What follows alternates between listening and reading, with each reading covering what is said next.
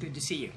I've got all manner of distractions going on, so what I want to talk to you, if I have to take a break, in other words, to manage animals. Right now I have 5 out of my 8 cats here on the desk. And they are all mobbing me for attention, and the peacocks are calling, and the border collie is jumping up when they do that, so I may have to stop the filming and take care of managing animals and then come back, but there you go. It's great to see you all, great to be seen by you all.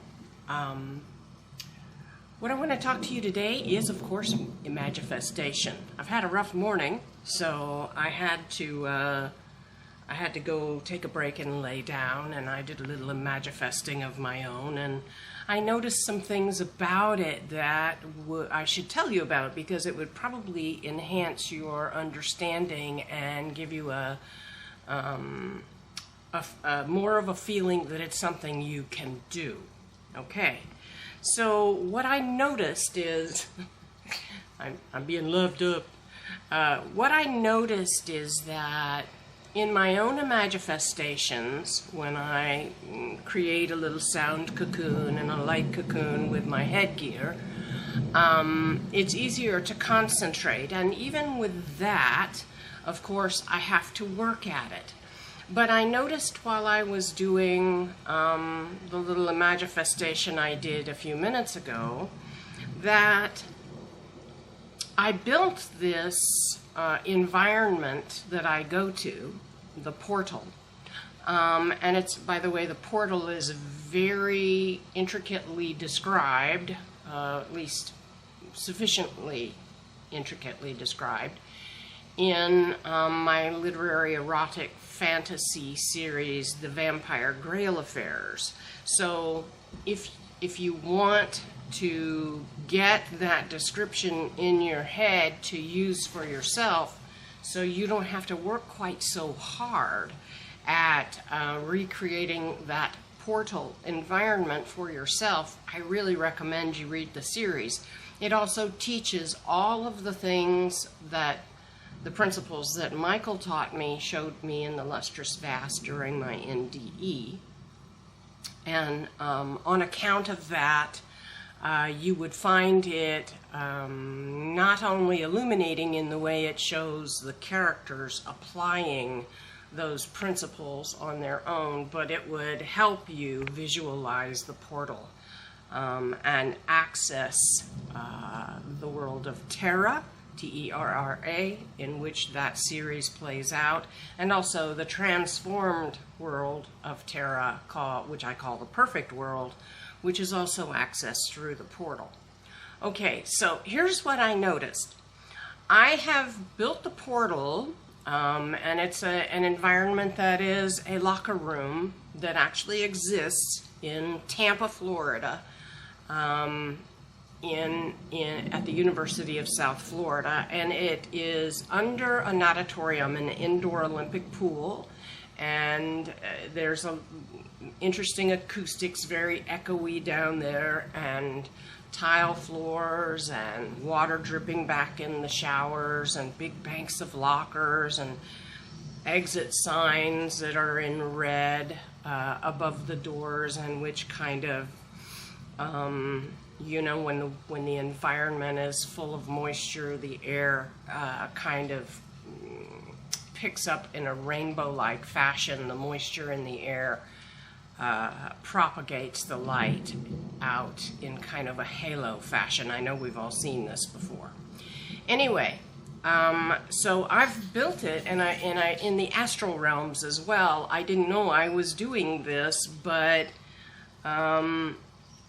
that's just the nature of our godly estate, of what we are. As extensions of source energy, we have the ability to create these environments and in the astral realms and to access them. Let me turn this down. And by sharing the description of them with others, we can also help others gain access to them. Mind you, the more you practice Imagifesting, the better you get at it. So I have built this environment in pieces, and that's the way it works when you imagifest something in the astral. For instance, let's just talk about the staircase leading up to the perfect world. It's a typical industrial-looking staircase, concrete treads with the non-slip ridges and grooves that typically are there in such environments, and there are little, spaces in between the parallel non-slip grooves and texturing. I don't really know what else to call that. Anyway, and as the perfect world above is a beach environment, when you step out onto it, there's a little bit of white beach sand. And as in between those long treads, the texturing in which that texturing, there's grooves in which the parallel lines of texturing are embedded. And you can see the beach sand there. And the higher you get up the stairs, the more you see of beach sand sprinkled in between.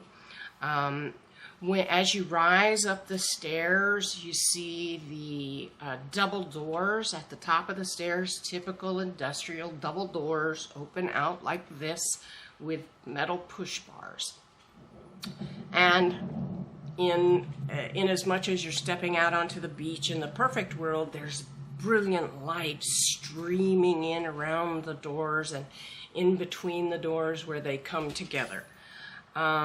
And that light is being picked up by the moisture in the air, and so it too has a sort of raying effect through the air.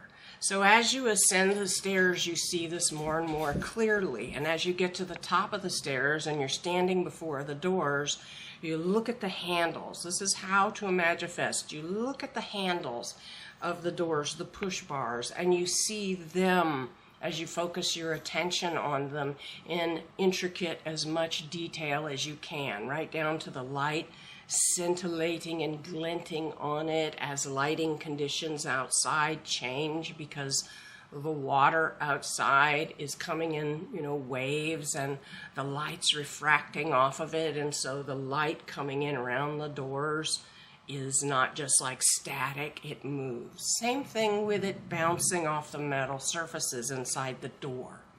You see the paint peeling on the door.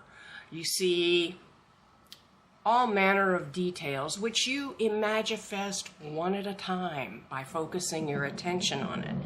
Now, this is really quite very much the way our own minds work. When we cast about in any environment, we're aware it's all there at once, but we're really focused on aspects of it. And typically we focus on things that are either really beautiful or horrifying or unusual, peculiar, that make us notice them more. This is exactly what you do in Imagifestation. You do it in pieces. And the cool thing about an ability you don't realize you have until you've done this quite a few times, and that ability is your brain is assembling all of the pieces that you have individually focused on into a larger awareness of a larger environment that you are in pieces at first projecting out around you.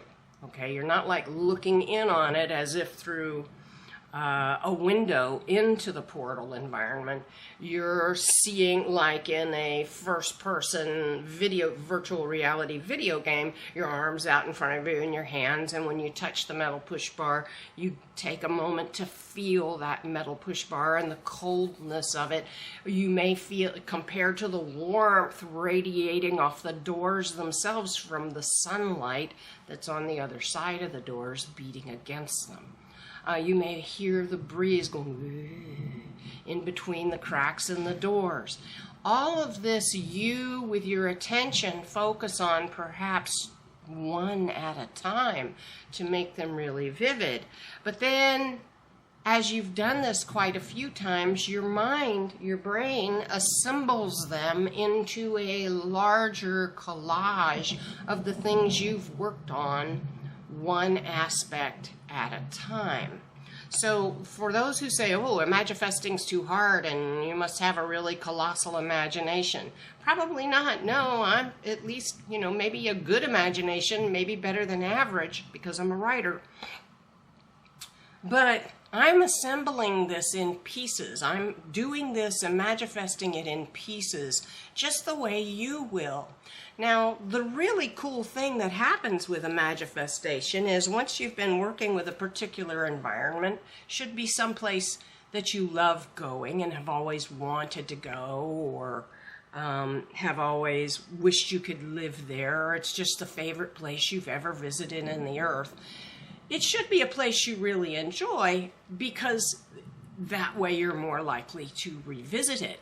And you become really enthusiastic about Imagifesting at the point that your brain begins to put these pieces together for you in a larger collage of an assembled environment, and you don't have to consciously do it yourself because you've practiced Imagifesting the pieces enough times that they just are there. It's like anything else you practice.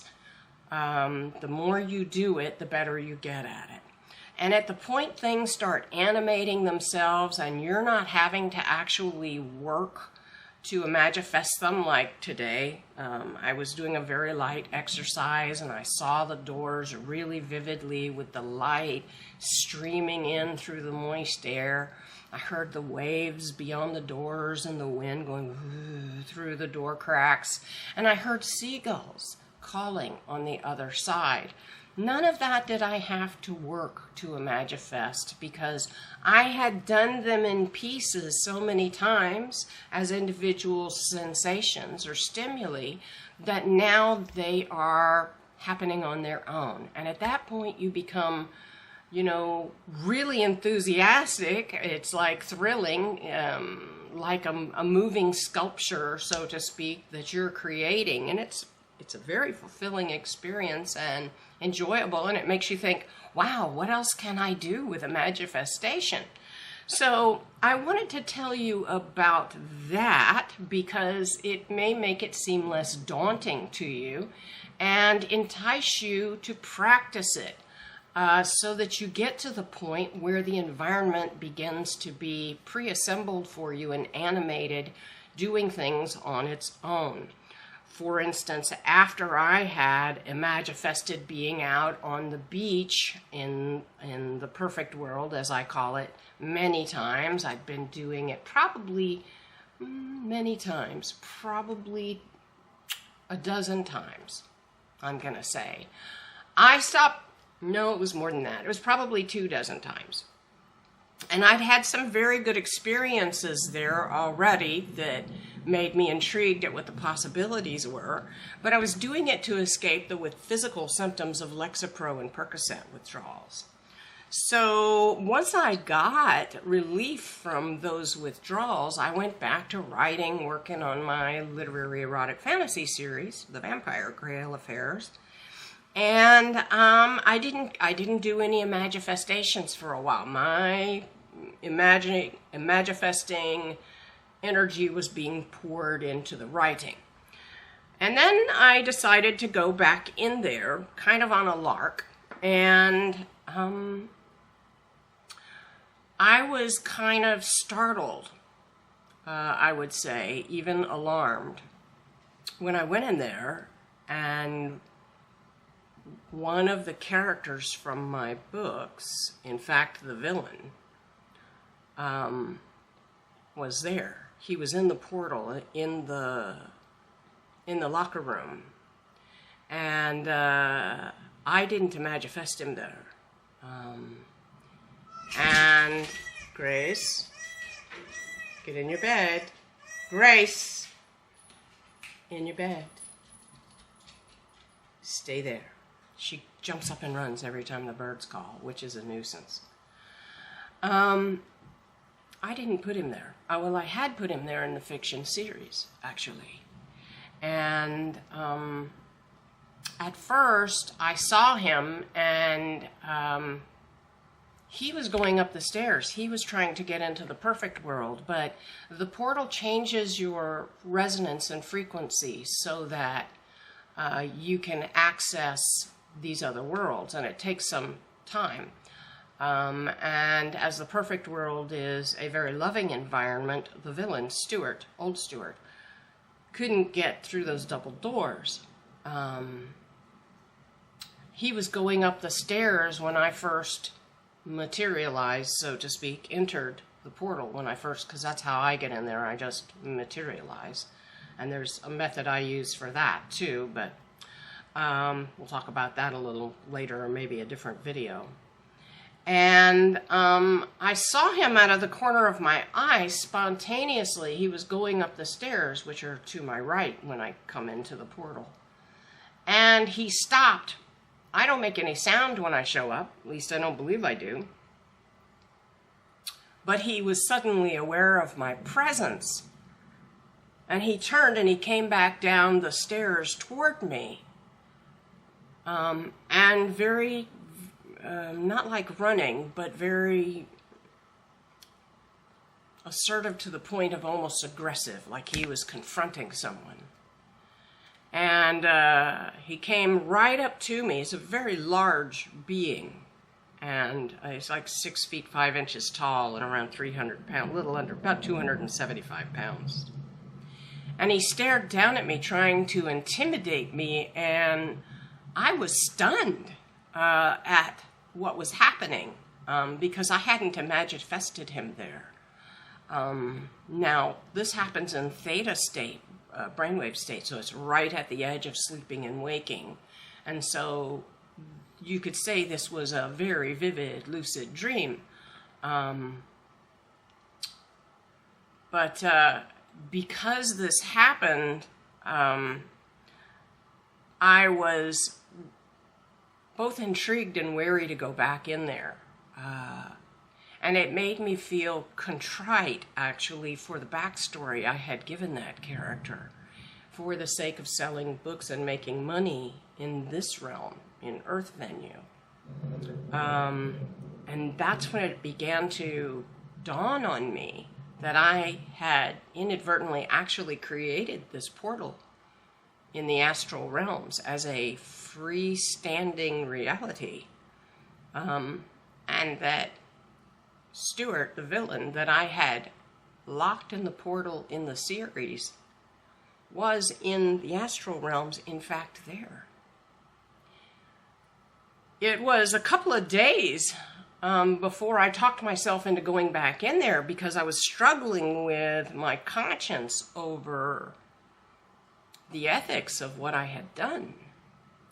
And I determined that I had to make my characters lucid in their dreams of their world so that they could overcome the backstories I had given them and become their highest, most exalted selves too. I know this is a little wacky, but I'm an absolutist when it comes to following the logical conclusions of the evidence. And the evidence was that this was an actual place I had rendered in the astral realms. And now the villain, who was not entirely bad, was stuck there. So after I decided I had to work with Stuart and get him lucid, I went back in. And Stuart was still there. In fact, loved ones of mine who have left the Earth Venue and done what we call dying here were there. They were passing through the venue as I stood there through the meta venue. Michael calls the portal a meta venue. They were passing through the venue, sometimes saying things to me, and this is spontaneous. I am not imagifesting. No effort am I putting into creating this experience. And my dad went floating by, because you don't have to use your spirit, you're a discarnate. He went floating by and he winked at me as he went by, smiling, and there was all this, rapport and warmth coming out of him, and he went right up the stairs, and I watched him go and watched the light just bathe him as he opened the doors and him step out into the light, and then the doors clanked shut.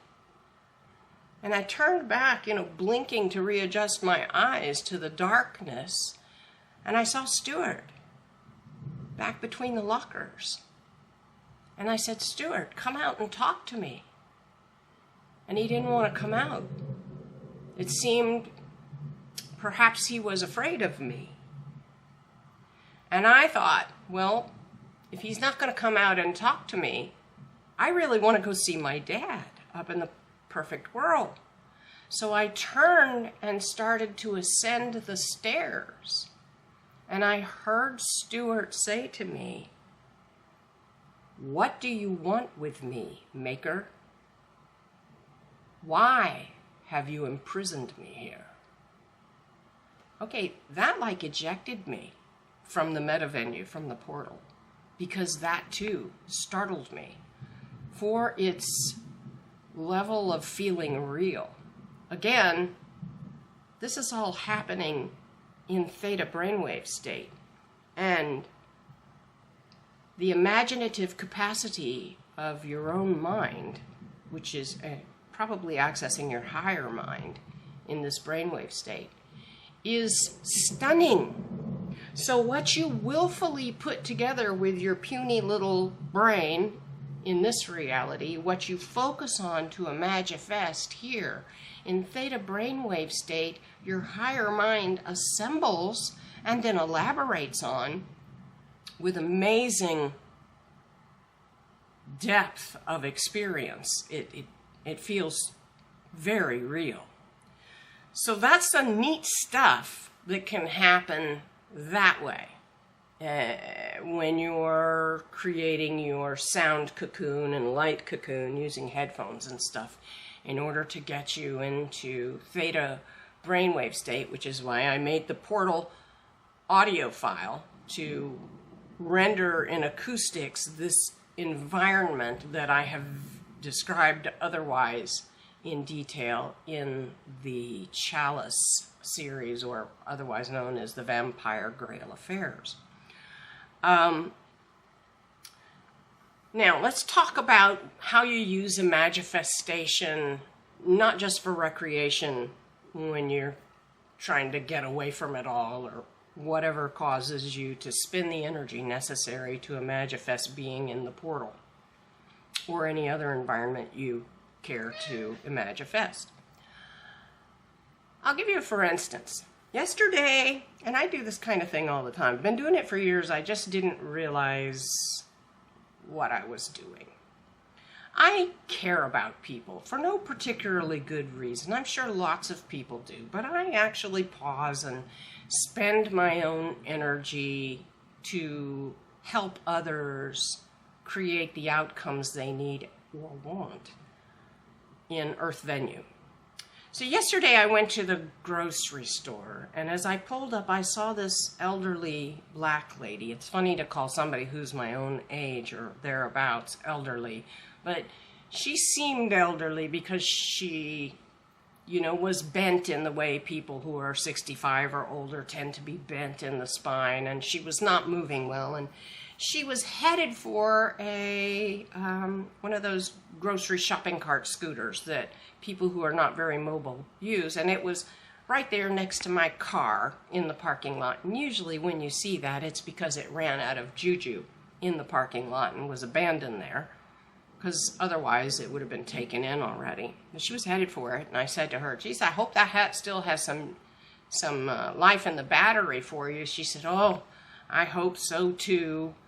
I left my sodas. I had 2 cases of sodas in my shopping cart, and I drove away without loading in them, and I just came back, and I'm looking over there, and I see they're no longer in that cart over there, so I'm going to go and check a little more, but I'm going to use the scooter to look around." And I said, "Well, why don't you go inside and ask at customer service? I bet you some kind soul took those in for you, and they're waiting for you there." And she said, "Yeah, I'm hoping so too."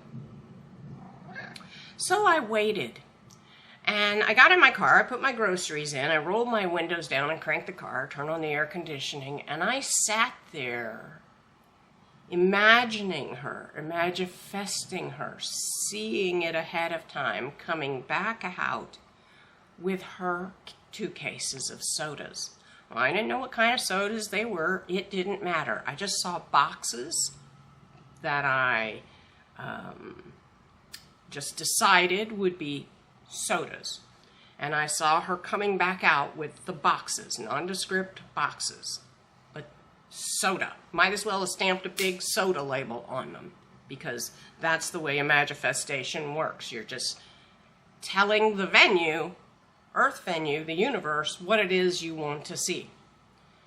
And it did not take very long, and out she came with the scooter.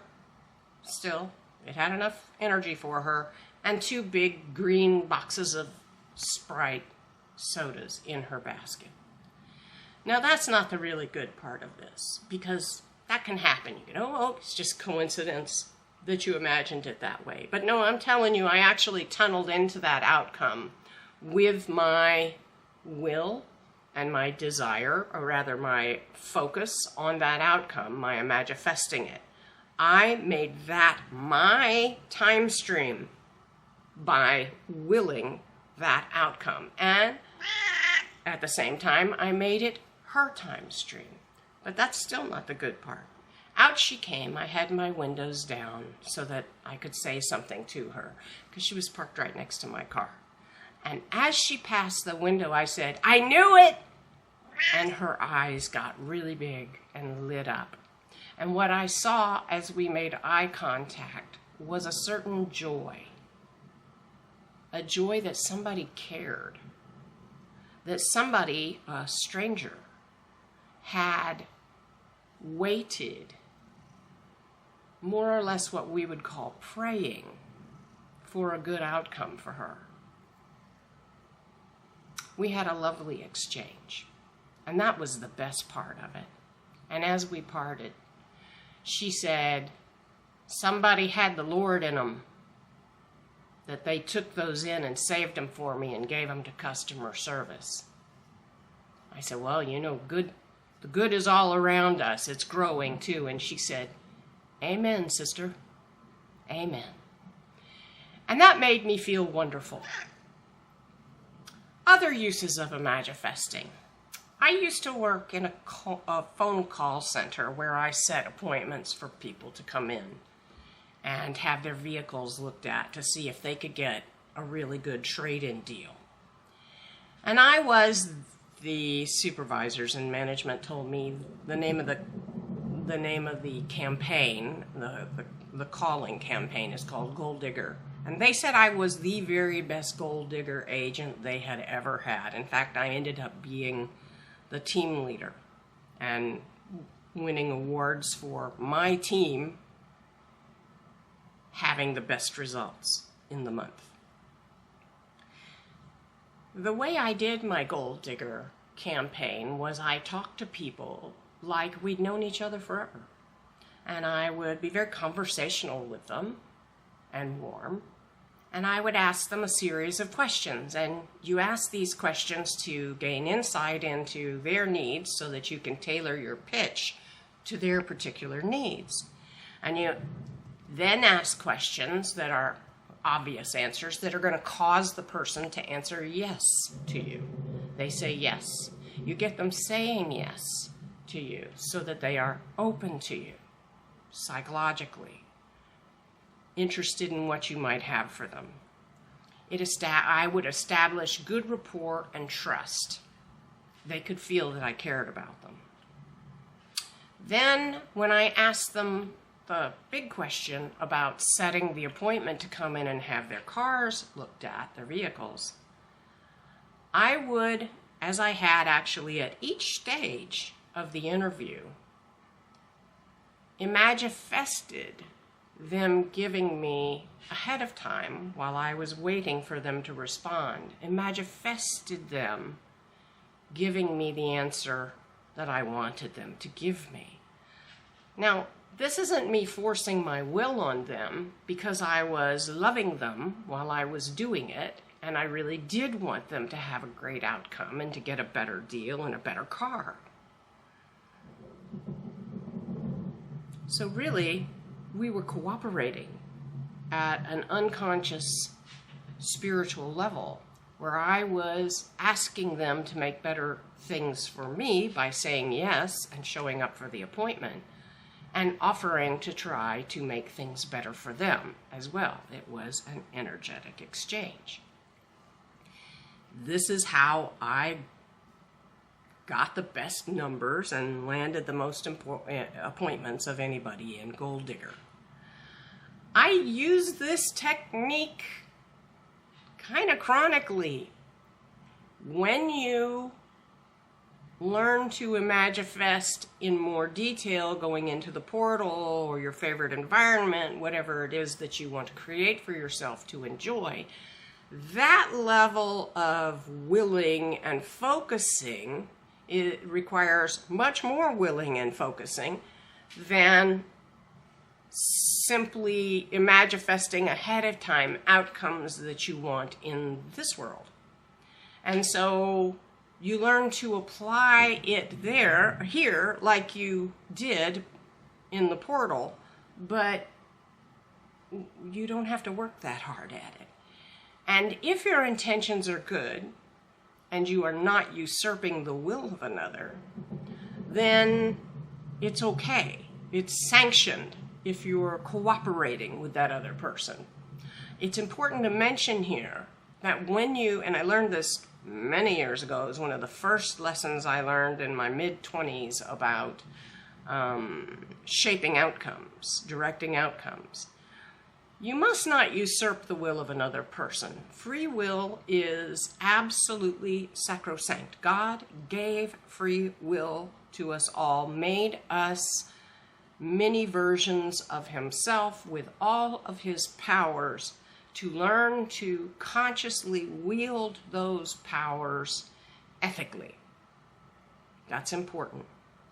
So when you're praying for another or imagifesting an outcome for another, you have to will with them. You have to will with what they want, or some very close variation, so that they get maybe even more of what they want, but never less. For instance, if someone you love, maybe a young person, wants to get a bunch of tattoos and piercings all over their body, and you think it's not such a great idea, and they're going to be unhappy years later when it's all not looking so pretty anymore. You can't really you can't pray and be ethical with that other person if you're usurping their will. If you are, for instance, praying, "Oh Lord, please make them make the decision not to have those piercings and tattoos." Free will is sacrosanct. What you can do and should do is pray or imagifest, because imagifestation is prayer. It's just happening without words. You're using visualization and creating sensations to pray for the experience you want, to tunnel in with your attention on those details you're imagifesting. You're tunneling into the experience you want in the dream of the world, because this is a dream. It's just a very elaborate dream. So you would pray, if you're praying with their words, to be ethical, say something like, "Dear Lord, please let whomever come to the peace and clarity that they need to make the best decision for themselves that will lead to their peace and their happiness and their greatest fulfillment. In this way, you're praying good things for another person that may lead them to decide the course of action they had been contemplating is not the best for them, but you're never usurping their will. And it's important your intentions be to never usurp the will of another. Okay, I think that's enough for now. I hope I've given you good stuff to work with, and I'll try and get you guys another video soon. And thanks for coming by and watching. While I've got you here, let me remind you to please like this video. It helps it rise and my videos rise in the algorithm so more people see them and more people get access to this information, because then their feed in YouTube will present it to them. So like the video and subscribe. Doesn't cost you anything, and I think I'm giving you some pretty helpful information here. And click the little notifications bell so you know when I create another video for you. And lastly, if you would comment or ask any questions below, that too helps the videos rise in the algorithm. And I would be happy to make videos to answer your questions. I've got a question from a reader, Grace, whom I hope to create a video for, answering her questions in the next couple of days. Hopefully I won't be beset as I was this morning with withdrawals again. I thought I was making that video today. Anyway, thank you again for being here, and I do love you all. And I look forward to all the great stuff we're going to create together. I'm going to put links to the Vampire Grail Affairs, to Rise, and oh, by the way, I'm about to start today creating a new audio file for The Perfect World Above. And this one will bring you into the portal acoustically and have you ascend the stairs, open the doors acoustically, and step out onto the beach in the perfect world. Subliminals to help you create this as a lucid dream will be included, and also to help you discover your power and tap and access all of that power that's latent within you as a godling. And I guess that's all for now. I will put the links in the description in the video to that material, and let you know as well in a YouTube video coming soon when I have that audio file available to be purchased at crackedpotpublications.com. Bye-bye for now. Thanks for being here with me. Gotta put out your eye again.